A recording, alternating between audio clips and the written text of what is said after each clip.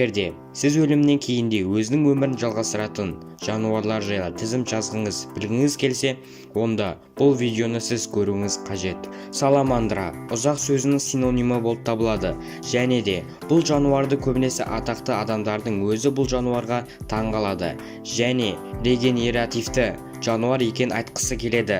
Саламандрадан табылған ақуыз жасушаның көбеюін жеңілдетеді және де ол ақуызды ем ретінде де аз-маз пайдасы бар деп жазылған. Ғалымдар саламандраны зерттеу үстінде және ерекше қасиетін анықтасақ, сосын жетілдіру мақсатында зерттеу жүргізіп жатыр. Сегізаяқтарды өлгеннен соң өмірін жалғастыратын жануарлардың бірден бірі.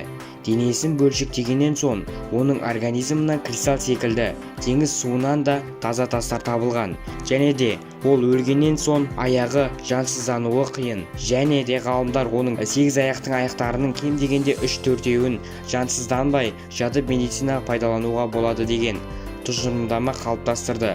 Сегізаяқтың аяқтары бетіне қойсаң беттегі және теріге мазасыз угри әжім секілді нәрселерді жою мүмкін деген. Ғалымдар осы табылған екі ақпаратты жария қылмады.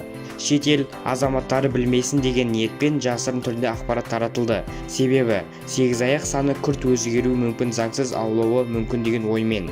Бұл ақпараттың растығы 100-55% ғана. Тарақандар, олар өте қызық және ешкімнің назарын өзіне аудармайтын, яғни зияны жоқ жәндік.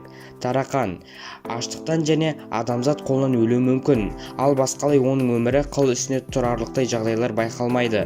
Біз бұл жәндік жайлы көп мәлімет бере алмаймыз, өйткені аз уақыт тіршілік етеді, сырын білдірмейді, және де бұл жәндік жайлы ең қызықтысы, адамдар бассыз өмір сүре алмайды. Ол бәрімізге мәлім. Ал бұл жәндіктердің басын жұлып алса да тіршілік етеді. Оған бассыз жүру қиындық тудырмайды. Тек қана бір апта өткен соң аштықтан өледі. Аралар, яғни бұл тізімде негіз жүр деп ойлап отырған шығарсыздар. Иә, әрине, ара өледі, бірақ та өлмес бұрын оның инесі адам денесіне қалып қойған болса, онда уы өз күшінде адам бойында таралады. Тауық, яғни тауықтар, тауықтың басын кесіп алса да жүре береді. Қаласаңыздар сенесіздер, қаламасаңыздар сенбеңіздер. Бұл яғни адамның қателігі. Басынан емес, дене жағынан, яғни бастан төмен ортасына кесу қажет. Сол кезде жан тапсыру мүмкін. Тағы да бір таңғалдырарлық жаңалық, басы болмаса да дем ала алады. Және де бір ғана жағдай бар. Бір тауық бассыз 18 ай өмір сүрген. Бақа, яғни бұл жануардың миы өліп қалса да өмірін жалғастыра береді. Және бұл дәлелденген. Және де бақаның аяғына шымшып алсаң ол секіреді. Аяғын байлап іліп қойып астына ыдыспен су қойып қойсаң суға қарай ұмтылып суды артқы екі аяғымен шылпылдатады. Және бір ерекшелігі, бақаны бір жерге және оның миын бір-бірімен алыстатып қойсан, миы тартыла бастайды. Және де оның миы оталдырғыш секілді істейді делінген. Иә, сіз бұл жерде Дэвид Блейннің шыбынды алақанмен мыжып өлтіргенін көріп тұрсыздар. Бірақ шын мәнісінде келгенде ол өлмеді, жай ғана уақытша қатып қалды, қимылсыз қалды, және де кеңістік кеңейген сәтте ұшып кетті.